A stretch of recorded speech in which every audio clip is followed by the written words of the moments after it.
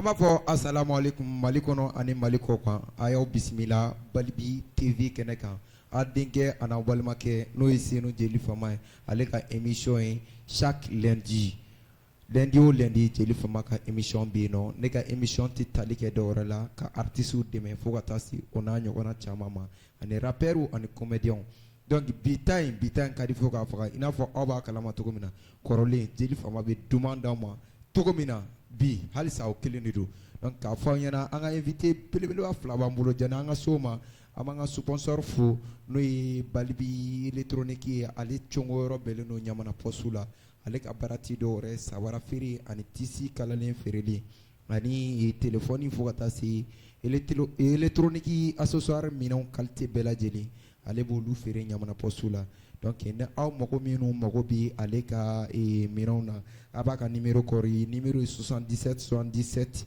20 43 n'i sera Ɲamana poste la dɔrɔn n'i ko Balibi ka boutique yɔrɔ dogolen tɛ o kɔfɛ donc an ka artiste ba fila minnu b'an bolo bi olu bɔyɔrɔ ka jan dɛ donc an bɛna kuma tɛnku la ni Ala ka jɛ minnu b'u bolo folikan o b'o di an lamɛnbagaw ani an kanubagaw ma salamu alaikum. Wa alaikum salam. Baasi t'i la kɔni. Ayi baasi foyi t'an na. D'accord Ala kana baasi k'an na. Amina yarabi. Tile ɲuman bɔra donc an bɛ dugawu kɛ Ala ka tile ɲuman bin. Amina. D'accord aw yɛrɛ tɔgɔ a n'aw jamu an b'a daminɛ tisi mugutigi la ou bien. Voilà d'accord i tɔgɔ ani jamu. Bon ne tɔgɔ Alu Jara alias Mr Kalashnikov donc titigi. Ok moi en état civil moi ne tɔgɔ ye Alu Jara. Alu Jara alias Mr Kalashnikov. D'accord bien i tɔgɔ kelen. Bon ne tɔgɔ alias bon ne tɔgɔ Modibo Jara alias Moulainik. D'accord bien d'accord o tɔgɔ ɲɛna Modibo Jara ani Alu Jara jaralakaw de b'an bolo bi foli weleweleba an b'a ta k'a cɔngɔ jaralakaw bɛɛ lajɛlen ma nin wagati la an da sera min tɔgɔ ma an da ma se min tɔgɔ ma Modibo Jara ani Alu Jara o tɛ yan d'accord aw yɛrɛ ka artiste a sɔrɔla cogo di bon a ka musique a nana cogo di musique in daminɛra kabini an ka dɔgɔ kabini aw ka dɔgɔ an bɛ grand frère ye u bɛ musique kɛ a ka d'an ye donc an bɛ freestyle ni fɛnw kɛ carré kɔnɔna na fo a nana se niveau dɔ la an yɛrɛ ja jɔra ka don studio la an b'a daminɛ wagati min na o denw ni bi tɛ kelen ye parce que expérience ba tun tɛ mais sisan an bɛ ka commencer ka an débrouiller dɔɔni dɔɔni. D'accord jani an ka don musique kɔnɔna na fo ka taa kuma bala in fɔlɔ donc an bɛ ɲininkali kɛ bɔdugu la o fana kan ka kɛ ou bien d'accord e yɛrɛ bɔra fan jumɛn. Bon ne sigiyɔrɔ bɛn bɛ Sirakɔrɔ Megitana. Sirakɔrɔ mais i bɔra fan jumɛn. N fa dugu ye Kita ye. Kita d'accord e dun. Bon ne bɔyɔrɔ ye Kati. Bon sigiyɔrɔ bɛnnen don Sirakɔrɔ ma. D'accord o tɔgɔ ɲɛna cɛkɔrɔba tɔgɔ Alu. Ne fakɛ tɔgɔ Fode Jara musokɔrɔba dun. Fatumata Daba d'accord Moribo. Bon cɛkɔrɔba tɔgɔ Burama Jara. Bon musokɔrɔba ye Aisha Walet Wayer Zagan. D'accord cɛ nin jamu in nin ka gɛlɛn ne ma da la ni Jeli Fama bɛ se ka nin fɔ dɛ d'accord an bɛ continuer ne ko Alu a ka musique daminɛ na cɛkɔrɔbaw ma essayer ka kuma caya musique daminɛ na. Bon ne yɛrɛ ka cas personnel la a kuma kun ka ca dɛ. Ne ye min kɛ n bɛ dɔnkili da n fakɛ t'a kalama somɔgɔw t'a kalama san 7 jate. San 7 a tɛ mɔgɔ t'a kalama so ko n bɛ dɔnkili da. O kɔfɛ de bɔ kɛra a kalama ka sɔrɔ cɛkɔrɔba yɛrɛ ma bɔ a kalama mais cɛkɔrɔba bɔra a kalama la a tɛ tɛmɛ 3 mois kan. Non a tɛ tɛmɛ o kan d'accord o tɔgɔ ɲɛna mais sisan an bɛ don min na ko bi a ka fisa u b'a kalama wa ou bien u t'a kalama. U b'a kalama.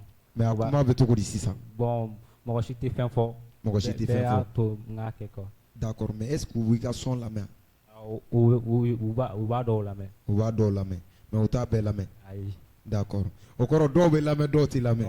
d'accord an bɛ continuer Moro. e ka musique daminɛ na cɛkɔrɔbaw nana kuma wa ou bien u ma kuma n'i ka musokɔrɔba lamɛn ninnu. Bon ne ta daminɛ na n b'a fɔ Ala ka hinɛ cɛkɔrɔba yɛrɛ la. oui ne ta daminɛ na ka sɔrɔ hali cɛkɔrɔba tɛ yen. Bon famille kɔnɔ man ne ma problème foyi sɔrɔ a la. d'accord o tɔgɔ ɲɛna d'accord Moro ni Alu Nanga question gɛlɛman kelen posé a kunna sabula ni nana kɔni plateau sanfɛ a kan ka fɛn minnu bɛ yen ni a dogolen don ni mɔgɔw t'a dɔn dɔɔni ka fɔ pour cela que a ka fɔ n'u bɛ se ka caman ɲɛdɔn a ko la e ni Moro yɛrɛ ye ɲɔgɔn dɔn alu sira jumɛn kan fo kana musique ko tɛmɛ aw ni ɲɔgɔn cɛ. Bon ni Moro ka ɲɔgɔn dɔn a mɛnna sa dɛ. A mɛnna. Mais a ɲɔgɔn sɔrɔ sira jumɛn de kan. K'a bɛna an ka dɔgɔn.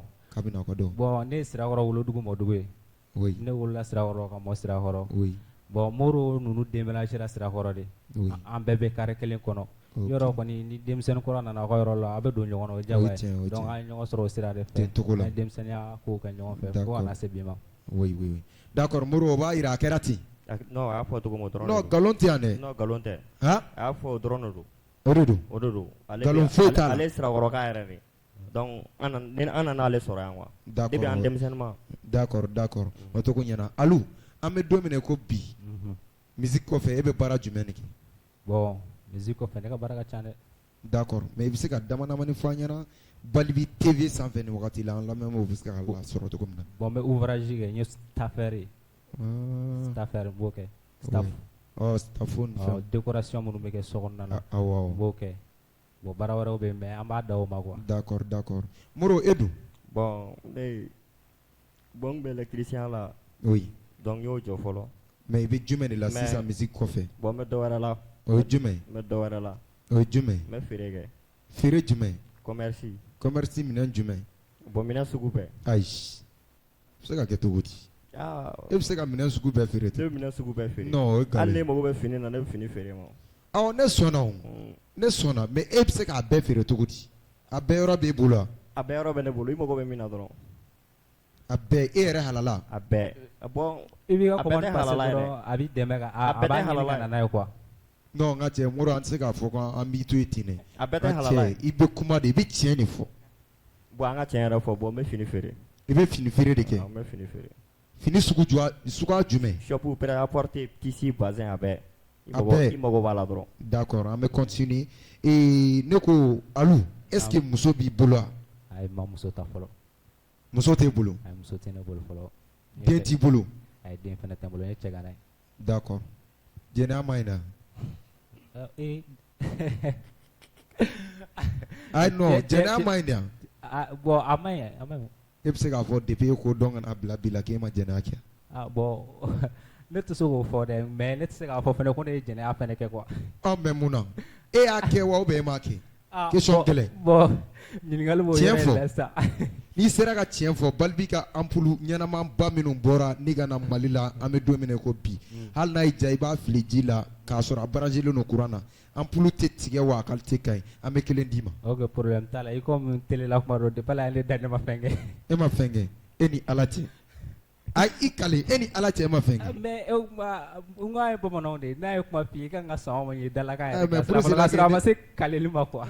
D'accord nin b'a jira Alu tɛmɛna sira fɛ minnu b'a sira fɛ ma fɛn kɛ minnu b'a sira fɛ n'o ye dɔ kɛ. ma don ye don maa ye. D'accord an bɛ continuer Moro an bɛ don min na ko bi muso b'i bolo wa ou bien i ma ladonni kɛ fɔlɔ. Non célibataire sans enfant. Mais e fana ye dɔ kɛ wa ou bien i ma dɔ kɛ. Bon n bɛ maminɛ na n ma fɛn kɛ fɔlɔ quoi. I ma foyi kɛ. n ma foyi kɛ. Ne ma deli ka tɛmɛ a sira fɛ. Bon hakiliba t'o la kosɛbɛ. Mais a kɛ n hakiliba t'a la quoi. D'accord mais dɔw bɛ to k'a fɔ k'a ka di mais tiɲɛ na. Bon u y'a fɔ dɛ k'a ka di. D'accord u y'o fɔ mɛnɛ. Ayiwa d'accord an bɛ continuer. Yafa ɲini belebeleba an b'o kɛ yan lamɛnbagaw n'an kanubaga bɛɛ lajɛlen ye nin yɔrɔnin côté nin na halisa an bɛ continuer. Alu an bɛ don min na ko bi musique la est-ce que album b'aw bolo wa. Non a ma album bɔ fɔlɔ. Album t'aw bolo. Hali a ma mixtape kɛ fɔlɔ mais an bɛ ka EP baara de kɛ. D'accord an bɛ k'o fara ɲɔgɔn kan o bɛ na kɔfɛ. D'accord mais i bɛ taa sɔrɔ mɔgɔ caman ka EP la i bɛ taa sɔrɔ featuring ka ca a la aw de yɛrɛ dama dɔrɔn de bɛ k'a kɛ wa ou bien mɔgɔ wɛrɛw a ye demande ci mɔgɔ wɛrɛw ma pour cela que a b'a kɛ. Bon an ma featuring envisager fɔlɔ. Mais an bɛ ka EP baara kɛ an yɛrɛ an fila. An bɛ ka baara kɛ mais peut-être featuring ye de bɛ se ka na tagalen ɲɛfɛ. D'accord clip dun. Non an ma clip fana kɛ fɔlɔ. An ma clip kɛ fɔlɔ. D'accord an bɛ don min na ko bi aw ka baara kɔnɔna musique kɔnɔna na aw don ni bi cɛ ka na se bi ma est-ce que aw ye contrat sɔrɔ a la wa ou bien a ma contrat sɔrɔ musique kɔnɔna. Bon à vrai dire an ma contrat kɛ musique kɔnɔna fɔlɔ. An ma contrat foyi sɔrɔ. An bɛ taa dɔɔnin dɔɔnin an bɛ son kɛ an yɛrɛ ka musique an ka ambition k'a la k'a essayer ka fɛn dɔ ɲini a la Oui. o daminɛra a ma bɛn hali an ka concert fɔlɔ o kɛra le 27 septembre tɛmɛlen i m'a ye Oui. donc sisan an bɛ fɛ ka o ko ninnu bɛɛ de ɲɛɲini Oui, oui, oui. D'accord, a tɛ tɛmɛ o kan. Mais an bɛ don min na i ko bi, i bɛ taa sɔrɔ mɔgɔ caman bɛ yen a ka sigida kɔnɔ. Rappeurs b'u la, comédiens b'u la. Mais aw ni jɔn yɛrɛ de ka surun ɲɔgɔn na bi bi in na an bɛ don min na a ka quartier la. bon an ka quartier kɔnɔ an ni Comédien fara artistes kan quoi, ou bien rappeurs. bon Dose Kebe Toski. awɔ Ale ye rappeur o de. ye n ka cɛ ka cɛ ale ye rappeur ye Ouais, ouais, ouais, ouais. Bah, Analege ani Hamba Garbal comédien. Yeah. Kewale comédie. Oui, oui, oui, oui. D'accord. Et ne y'a mɛn ko a ka sigida la rappeur dɔ bɛ yen nɔ Shedi. Est-ce que a b'a dɔn? Ouais, ouais, an b'a dɔn. A b'a dɔn. An b'a dɔn. Cɛ mɔgɔ caman bɛ k'a fɔ ne ɲɛna ko fɔlɔ n ka cɛ k'a tun bɛ ten sanfɛ mais sisan nɔ k'a binna tiɲɛ de don ou bien nkalon don. Bon, an tɛ se k'an da don o yɔrɔ la. Cogo di? An tɛ se ka da don o yɔrɔ la mais fali tɛ mɛn boli la o. Donc fali tɛ mɛn boli la quoi. Fali tɛ mɛn boli la. D'accord, d'accord. Mais aw b'a dɔn kosɛbɛ yan. Bon, an b'a dɔn an an b'a dɔn. bɛɛ bɛ carré An kelen bɛɛ bɛ kɔnɔ carré kelen kɔnɔ de. Mais est-ce que baara tɛmɛna aw ni ɲɔgɔn cɛ? jamais Non, jamais baara ma tɛmɛ an cɛ. baara ma tɛmɛ an ni ɲɔgɔn cɛ bon hali dɔnbagaya direct yɛrɛ t'an cɛ mɔgɔ wɛrɛw de b'an cɛ Voilà. Ya. An ka jɔ wɛrɛw de bɛ yen n'o de bɛ ɲɔgɔn dɔn toro fɛnɛ. Ah, d'accord. Mais aw yɛrɛ t'a dɔn. An bɛ ɲɔgɔn dɔn dɛ mais i mago bɛ fréquentation o de t'an cɛ quoi. Ah, d'accord, d'accord. Et ça me fait farman ba. Huha. Hey, nin ye cɛ tɔgɔ fɔlen. Est-ce que a b'ale dɔn? Ouais, ouais. an bɛ sɛbɛn fɛn bɛɛ de dɔn An bɛ kɔrɔ dɔn. A b'a dɔn. An bɛ kɔrɔ dɔn. Mais an bɛ don min na ko bi, Ouais. aw n'a cɛ la bɛ cogo di? Bon, an ni kɔrɔ est ce que o lien ba b'an ni kɔrɔ cɛ? Lien ba t'an ni kɔrɔ cɛ kosɛbɛ. Carré kɔnɔ dɔrɔn foli respect. Awɔ. Mais ba foyi t'aw ni ɲɔgɔn cɛ. Non. Aw ma gɛrɛ a la? Ka gɛrɛ a la. Non, an tɛ gɛrɛ a la dɛ. Munna? Foyi tɛ yen dɔrɔn. An bɛ pan n'an yɛrɛ kama ne. Donc aw mago tɛ mɔgɔ la quoi. Bon, n'an y'o fɔ k'an mago tɛ mɔgɔ la o fana ye kuma yɛrɛ. an mago bɛ mɔgɔ la mais An mago bɛ mɔgɔ la. an tɛ fɛ k'an gulon mɔgɔ la quoi Voilà, an tɛ fɛ ka gulon mɔgɔ la ka wuli de. N'i y'a faamuya a ka di aw ye aw ka aw débrouiller dɔɔni dɔɔni ni ka Voilà. wuli aw yɛrɛ ye Voilà. musique kɔnɔna na k'a sɔrɔ aw ma gulon rappeur wɛrɛ ou bien comédien soit mɔgɔ wɛrɛ Laɲini la y'o de. ou bien. voilà parce que D'accord. ni gulonna mɔgɔ dɔ la ka yɛlɛ Mhm. i bɛ yɛlɛ joona mais ka to sanfɛ o bɛ gɛlɛya i ma mais Ok. n'i yɛlɛla dɔɔni dɔɔni i yɛlɛtɔ dɔɔni dɔɔni i bɛ expérience minnu sɔrɔ olu de b'a i permettre i ka se ka to sanfɛla la Ah, mais n'i d'accord. ma expérience sɔrɔ n'i y'i yɛrɛ sɔrɔ sanfɛ sɔn dɔrɔn fiwu D'accord. O b'a yira hali ni aw ma gɛrɛ mɔgɔ la aw bɛ se k'aw défend aw yɛrɛ ye a tɛ kɛ tiɲɛni ye aw ma. Non, Voilà. tiɲɛ ni sɔrɔ. D'accord. Mais aw yɛrɛ ka musique daminɛ ni sisan cɛ an bɛ don min na i ko bi a bɛ se k'a fɔ k'aw ma gɛrɛ artiste fosi la ou bien rappeur fosi ou bien comédien fosi la Non. min sera k'aw dɛmɛ quoi. bon mɔgɔ dɔw y'an dɛmɛ Dɛmɛ Voilà. dɛmɛ ka ca. Dɛmɛ sugu ka ca i dɔgɔ- n'a fɔ dɛmɛ musique ka ca. yɛrɛ canal kɔnɔna na quoi. dɛmɛ suguya ka ca an yɛrɛ ka sɔn laban an y'o kɛ Pecha de fɛ yen Pécha. Pecha Oui, Nebakaden oui. i m'a ye o yɛrɛ projet an ka projet fila fana b'a fɛ yen nɔ o Uh-huh. yɛrɛ temps kɔnɔ an ye expérience ba dɔ sɔrɔ a kɛrɛfɛla la mais Voilà.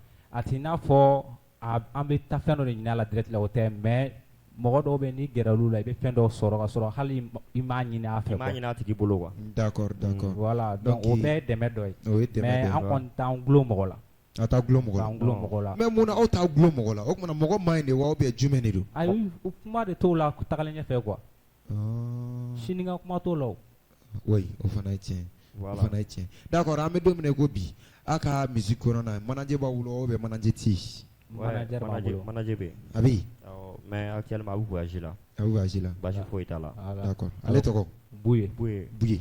a bɛ ko dɔw D'accord. boliboli la donc Ah, d'accord an bɛ Buye fo an b'a ka manager fo nin wagati la. a b'a Ne ko Buye na aw cɛ la a ye ɲɔgɔn sɔrɔ cogo di fo ka taa fɔ ko manageria passera an ni ɲɔgɔn cɛ. Bon, Buye an ni Buye an bɛɛ bɛ secteur kelen kɔnɔ fɔlɔ an dɔgɔnin fɛnɛ don fɛnɛ. Oui.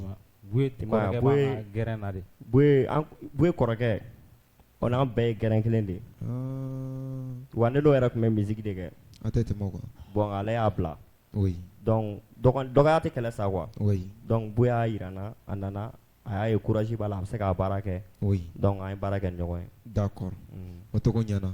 mais i bɛ taa sɔrɔ manager ninnu caman bɛ yen nɔ ka cɛ biloko fan fɛ ni show kɛra a kuma ka ca dɛ. Bon o fana ye tiɲɛ mais o ma mais tɛmɛ anw cɛ Ala ka n'o tɛmɛ anw cɛ fɔlɔ. D'accord o kɔrɔ show ni show kɛra ni mɔgɔ y'a invité biloko kuma ninnu a man ca aw ni ɲɔgɔn cɛla la ou bien. Buye y'an yɛrɛ dɔgɔnin de wari bɛ Buye kun o kɔrɔ ka b'an kun bon ni wari b'an kun o kɔrɔ a tɛ taa yɔrɔ la quoi a tɛ taa yɔrɔ la quoi. D'accord an bɛɛ bɛ carré kelen de kɔnɔ Buye fana ye Sirakɔrɔ wolodugu mɔdugu de ye i m'a ye an dɔgɔnin de don. D'accord o togo ɲɛna ne ko aw bi live dɔrɔn de kɛ wa ou bien playback concert ni podium ni fɛn ninnu na. Bon an ma live daminɛ fɔlɔ. An ma live daminɛ mais an ye playback kɛ sai an ka concert la. Concert fɔlɔ la an ye playback kɛ. A ye concert kelen de kɛ fɔlɔ. Voilà. D'accord aw ka musique daminɛ ni sisan cɛ. Ouais. Mais o kɛra cogo di aw bolo. Bon alhamdulillah. Alhamdulillah. A diyara. Sirakɔrɔkaw bɔra. An ma poto ta. An ma profiter nin yɔrɔ la ka Sirakɔrɔkaw fo. Photo na. Parce que concert yɛrɛ don 19h san fina Ala y'a ka masaya san nana. San nana mais san tigɛlen kɔfɛ Sirakɔrɔkaw bɔra. Concert vidéo b'an ka compte TikTok kɔnɔ. Mɔgɔw ka tapé dɔrɔn Gigi Siska concert vidéo b'a kɔnɔ. Non a tɛ tɛmɛ o kan. D'accord an bɛ Sirakɔrɔkaw bɛɛ lajɛlen fo a cɛ fara muso kan denmisɛnnin fara maabakɔrɔ kan. An da sera min tɔgɔ ma an da ma se min tɔgɔ ma Balibi TV sanfɛ yan nɔ an bɛ bɛɛ lajɛlen fo. O kɔfɛ Alu an bɛ don min ko bi a ka di e ka gɛrɛ jɔn de la e ni Moro a ka di aw ye a ka gɛrɛ jɔn de la musique canal kɔnɔ na. Bon i n'a fɔ a ka idole. Artiste o artiste bɛ se k'anw dɛmɛ ka yɛlɛ sanfɛ ka an dɛmɛ k'anw kalan walasa an fɛnɛ ka niveau ɲɛnama sɔrɔ a ka d'an ye ka gɛrɛ o bɛɛ la. A bɛɛ fɛn fɛn bɛ yen nɔ ko a bɛ se k'an dɛmɛ musique canal kɔnɔ an mago tɛ wari sanu na mɔgɔ fɛ an mago tɛ wari la mɔgɔ fɛ hali ni y'o d'a ma an b'a minɛ mais laɲini t'o ye quoi an bɛ fɛ ka musique yɛlɛ canal kɔnɔna na walasa an ka se ka yɛlɛ sanfɛ. D'accord a kɛra mɔgɔ ye. D'accord mais i bɛ taa sɔrɔ i ye a kanu mɔgɔ dɔ de kun k'i dɛmɛ musique kɔnɔna na i n'a fɔ i ka idole i bɛ taa sɔrɔ sisan nɔ e bɛ son lamɛn ou bien i bɛ taa sɔrɔ dɔw bɛ artistes la ou bien rappeurs la mɔgɔ kelen de bɛ sɔrɔ yen mɔgɔ min ka di e ye ka tɛmɛ a bɛɛ kan i bɛ min ka son lamɛn. Bon ne bɛ moi personnellement n bɛ kuma ne yɛrɛ ye parce que an fila de don. Oui. Ne mɔgɔ min ka di ne ye personnellement o ye Benzabo de ye. Benzabo. D'accord. Ne b'ale de lamɛn kosɛbɛ. Ale ka couleur ka di ne ye trop musique la. Mais o kɔrɔ tɛ k'a fɔ a ka di n ye ka gɛrɛ ale kelen dɔrɔn de la. Oui. Mais ale ye bɔbɔ de ou bien. Benzabo ye bɔbɔ de. D'accord i ye bɔbɔ de ya. Ayi ne tɛ bɔbɔ ye ne ye bamanan ye. E ye bamanan ye. D'accord o kɔrɔ b'a jira i bɛ bɔbɔkan mɛn. Ayi n tɛ bɔbɔkan mɛn couleur quoi. D'accord. A ka pentatonique de ka di ne ye. A ka penta de ka di ne ye. Oui d'accord bien. Moro an bɛ don min ko bi a ka di e ka gɛrɛ artiste jumɛn de la min bɛ se ka laɲini dɔ kɛ k'aw dɛmɛ. Bon est-ce que o ye mɔgɔ ni min bɛ se k'an dɛmɛ dɔrɔn. Mais i bɛ taa sɔrɔ i kanu i kɛmɛ ka artiste dɔ kanu ou bien rappeur dɔ kanu olu n'a ɲɔgɔnnaw quoi. O côté la est-ce que n'i ye ne ka musique ko côté la o tɛ ne ta la dɛ. Ne kɔni ne bɛ musique sugu bɛɛ bɛ ne kun. Mais i bɛ taa sɔrɔ ayi. A bɛɛ de ka di ne ye. Togo di o tɛ se ka kɛ o. O bɛ se ka kɛ dɛ. O tɛ se ka kɛ. O bɛ se ka kɛ. Togo di o bɛ kɛ togo di. I n'a fɔ e mago tɛ i n'a fɔ ne di mɔgɔ kelen sisan ka idole. Oui i ka idole. O idole tɛ ne na o. Togo di. Idole tɛ ne na dɛ. Ayi. C'est vrai. Ne ma deli ka rappeur ou bien artiste ye ko i kɛra diɲɛ mɔgɔ o mɔgɔ ye hali n'a y'a sɔrɔ i bɛ min fiɲɛ fɛ ko idole t'i la quoi. Ne idole tɛ ne na ne ta musique ka di ne ye dɔrɔn ne bɛ k'a kɛ. Mais idole t'e la. Idole tɛ yen. E kelen tɛ ka mɔgɔ si kanu k'a kanu musique canal kan. Bɛɛ ne ka ma ka bɛɛ de kanu musique bɛɛ ka di ne ye. Mais n y'a faamu musique bɛɛ ka di ye mais i bɛ taa sɔrɔ mɔgɔ kelen bɛ yen o ka di ye ka tɛmɛ bɛɛ kan musique kɔnɔna na. Non o mɔgɔ kelen tɛ yen o. O mɔgɔ kelen tɛ yen. O tɛ yen mɔgɔ si tɛ e bɛ min ka son lamɛn siɲɛ fila k'a sɔrɔ i bɛ tɔw ta lamɛn kelen kelen. O mɔgɔ tɛ yen. O tɛ yen. N cɛ Moro est-ce que i tɛ pusi. Non nin ye pusi de. Non o tɛ pusi ye. Non nin ye nami de. Non o tɛ nami ye. Non e tɛ se ka bɛɛ ka kɔgɔ min o. Non ne tɛ bon ne fana tɛ se ka n gulon mɔgɔ ka ni na. Non n t'a dɔn n bɛna ɲɛ f'i ye cogo min quoi. Non n ka cɛ nin ye pusiya de. Non o tɛ pusi ye. I bɛ kelen ta de. Non ne tɛ se ka kelen ta. Cogo di. O cogo la. N ka cɛ i bɛ kelen ta de. Non n tɛ se o. Munna. Dusukun yɛrɛ de tɛ se problème y'o de ye. Alu i ka cɛ ye nami de. Non namiya tɛ. Non nin ye namiya de. Mɔgɔ dɔw bɛ yen nɔ. Non e yɛrɛ k'a jateminɛ sisan an bɛ don min na i ko bi i bɛ taa sɔrɔ a ka concert ninnu na mɔgɔ caman taara minnu kɛmɛ k'aw kanu o tɛ tiɲɛ yan mɔgɔ caman taara minnu kɛmɛ k'aw kanu ani n'a bɔra aw la ko idole dɔ t'u bolo est-ce que o ye kelen yan ayi o tɛ kelen bon i bɛ taa sɔrɔ u ye aw kanu aw de kanu kosɔn u taara sinon i bɛ taa sɔrɔ mɔgɔ caman min u tɛ taa concert kɛyɔrɔ la o tɛ tiɲɛ yan o bɛ wele cogo di e yɛrɛ bolo a kuma ka ca nka mɔgɔw tɛ kelen bɛɛ n'i ka yecogo don o tɛ ne nɔ sɛbɛ la non Moro e ye nami di non ne tɛ nami non e ye nami di bon an k'a bila namiya minɛ kɔnɔ voilà i bɛ namiya dabila quoi namiya ka di i bɛ namiya dabila di ok n y'a mɛn voilà Alu i b'a fɔ i ka cɛ ye k'a ka namiya dabila voilà ka idole ɲini problème t'a la jeli fama sabali ne ka cɛ tɛ nami n bɛna idole ɲini n yɛrɛ la fɛn bɛɛ fo namiya a nami tɛ ah d'accord i m'a ye hali ale tɛ ka se ka mɔgɔ kelen choisir ale bɛ ka ɲami kɔni donc kuma ka gɛlɛn ma namiw bɛ tugu ne de kɔ quoi ah ayiwa d'accord baara banna donc halisa an bɛ continuer ka baara kɛ ka taga ɲɛfɛ ne y'o de fɔ an ɲɛna an ti sɛgɛn wa an ti ɲinɛ k'a fɔ aw ɲɛna an bɛ Balibi TV sanfɛ an cogo yɔrɔ bɛnnen don Ɲamana poste ma n'i sera yen dɔrɔn n'i ko Balibi TV yɔrɔ dogolen tɛ an ka baara ti dɔwɛrɛ Balibi bugu kɔnɔ Balibi TV kɔnɔna na ɲanyɔrɔ la ka artistes dɛmɛ fo ka taa se o n'a ɲɔgɔnna caman e mɔgɔ o mɔgɔ mago bɛ k'i ka feerekɛfɛnw lakodɔn fo ka taa se k'i ka jagofɛnw fana k'u bɔ ɲɔgɔn na k'u fara ɲɔgɔn kan k'u bɛɛ kɛ fɛn kelen a bɛ kɛ Balibi TV la Ɲamana poste la e mɔgɔ min mago bɛ ka passer an ka plateau la donc a bɛ se ka numéro ta 91 0300 bamanankan na an bɛ segin k'a fɔ aw ɲɛna 91 91 fu ani 3 ani fu den 2 n'i y'o numéro kɔrɔ dɔrɔn a ka ca Ala fɛ i ni Balibi TV directeur ɲɛmɔgɔba a bɛ ɲɔgɔn sɔrɔ nɛgɛjuru sira in sanfɛ an minnu fana mago bɛ électronique minɛnw na fo ka taa se o n'a ɲɔgɔnna caman ma téléphone accessoire minɛnw na n'aw sera Ɲamana poste la n'aw sera yen n'a ko Balibi électronique yɔrɔ dogolen tɛ Ɲamana poste la an minnu fana mago bɛ tisi la fo ka taa se sabara ma o bɛɛ de bɛ Balibi électronique la a couture bɛ yen nɔ wa u n'a ɲɔgɔnna caman olu ma dan o dɔrɔn ma u bɔra ni ampoule dagabana ye ka na anw fɛ yan Mali la ampoule min ɲɔgɔnna n'a sɔrɔ man di a bɛ sɔrɔ Ɲamana poste la a bɛ sɔrɔ Senu poste la an minnu mago b'a la a en gros fo ka taa se détail ma o b'ale bɛɛ lajɛlen kɛ an bɛ olu ka numéro d'a ma o ye 77 20 43 an bɛ segin k'a d'aw ma bamanankan na 77 77 20 43 n'aw sera Ɲamana poste la ani Balibi TV mɔgɔw bɛ ɲɔgɔn ye wa n'aw sera Ɲamana poste la fana ani Balibi électronique mɔgɔw bɛ ɲɔgɔn ye donc artiste rappeur ba minnu tun b'an bolo bi olu de filɛ nin ye jani an ka kuma kuntigɛ bɛɛ b'a dɔn an bɛ don minɛ ko bi ko taalan b'u la o cogolen bɛ sira kɔrɔ de u ka misiki duman dɔw b'an bolo an bɛ n'o jouer kanubagaw b'a lamɛn inchallah.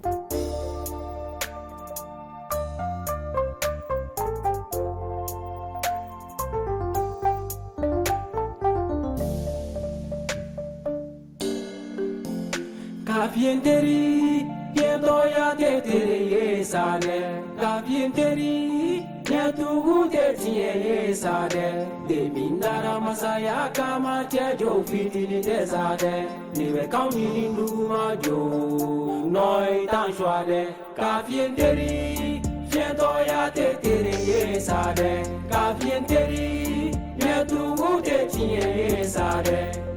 Nara masaya kama tejo fitini desade ni be kauni nduma jo noi tan shwade ni ga shwa ka soru ma shwa ore la tena so tu ga shwa me nu yu pa ko ti ma pa ne gen se u be pa ngo fla ga en son du manda mi be jamala joie ou la joie beaucoup joie barafa tene yi pa te didi ma pa ali ebe pa ngo kemeke ka fie fate ma shifili fama pati la tibe ani nunu sanga amo bo me dugu nyaga ka so du ma bo me dugu chanja ne ba shaka bala manga o de be kala shiga sialana o de la shakwa na na me timi maduma igo anana ka fienderi Yedo ya tetere sade, kavienteri, yetugu tetie sade. De mindara masaya kama tejo fitini desade. Nime kauni numa jo, noi tan shwade. Kavienteri, yedo ya tetere sade, kavienteri, tɛ tiɲɛ ye sa dɛ depi nara masaya kama cɛ jo fitinin tɛ sa dɛ ni bɛ k'aw ɲini duguma jo nɔ i t'an suwa dɛ fiɲɛtɔya tɛ tere ye dɛ mɔgɔ si nɔ ti tere ye hali ni namaraya ye bana ye a bili kunna i kan ka dɔn k'i yɛrɛ ye demin dara masaya kama nɔ o tɛ sababu na na jɔn bɛ ni dakan de do diɲɛ na a bɛɛ bɛ laban masa ala la an wele ko 7 ni tila cohɔli siti de an ka so ye nka manu bɛ wari ɲini u tɛ da ka jɔn mɔgɔ la fɛnɛ o ta ka ko ye minnu bɛ ka sɛsɛ ɲini dugu ma jamais an tɛ ɲɔgɔn ye wa molibaliya de y'an tana ye ma mɛn ka manu bɛ sere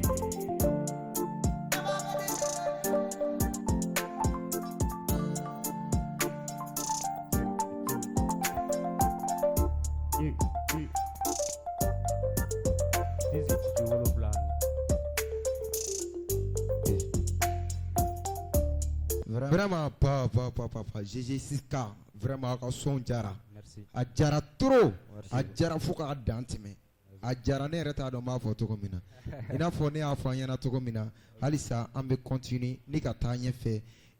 Bi an ka maa welelen kun ye GG6K groupe mɔgɔw ye. Olu cogolen don sira kɔrɔ nin wagati la an bɛ don min na ko bi. U ka baara u bɛ podium kɛ u bɛ concert kɛ. An minnu mago mana jɔ u la a bɛ se ka a ka numéro dɔ di. A bɛ sɔrɔ min na ou bien manager ka numéro.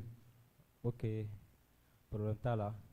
A bɛ se ka numéro ta 93 66 66 08 08 87. 87. Ok. D'accord. O ye ka numéro ou bien manager. O ye ne yɛrɛ ka numéro personnel ye mais manager ka numéro tɛ kun na donc an bɛ tila o montage la vidéo a se voilà. N'Ala ka jɛ ye. Moro ni mɔgɔ min fana mago jɔra e la don. Bon ni mɔgɔ mago jɔra n na a ka nɔgɔn numéro bɛ yen 90 34 23 0D 0D. Ayiwa ni e welela k'a sɔrɔ alu ma wele aw tɛna kɔkan ni kɛ ɲɔgɔn na. non kɔkan tɛ yen. D'accord. N'i y'a fɛn fɛn sɔrɔ o kelen. N'i ye min sɔrɔ dɔrɔn y'an sɔrɔ. N'i y'alu sɔrɔ dɔrɔn y'an sɔrɔ. D'accord. Ala k'an ni sababa bɛn. O togo ɲɛna. An tɛ ɲina k'a fɔ an lamɛnbagaw ani an kanubagaw ye Mali kɔnɔ ani Mali kɔ kan an congolen don Balibi TV sanfɛ a denkɛ a n'aw balimakɛ fɛn min ye Senu Jeli Fama ye ale de ka émission ye lundi o lundi. Ne ka émission tɛ tali kɛ dɔwɛrɛ la ka artistes rappeurs comédiens o n'a ɲɔgɔnna caman k'u dɛmɛ ni k'u labɔ ani k'u dɛmɛ k'u ka feerefɛnw jako suguw ja.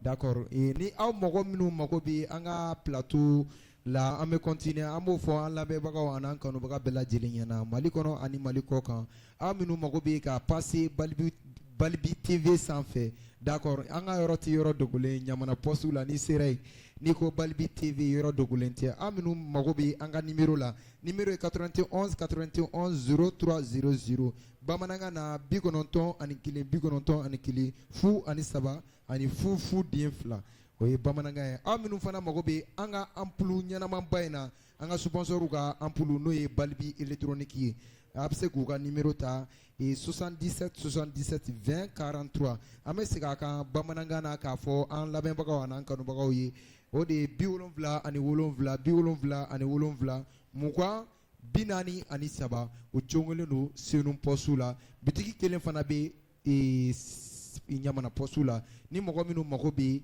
ampoule en gros fo ka taa se a détail ma u b'a a bɛɛ lajɛlen kɛ an minnu fana mago bɛ fini na a kalalen banni fo ka taa se sabara ma telefɔni dilanni k'a dilan k'a ban k'i sigi k'a kɔnɔ o bɛɛ bɛ kɛ Ɲamana poste la Balibi électronique la yɔrɔ dogolen tɛ donc an ka invité minnu tun b'an bolo bi olu ye sirakɔrɔkaw ye donc an b'a fɔ cu ta ta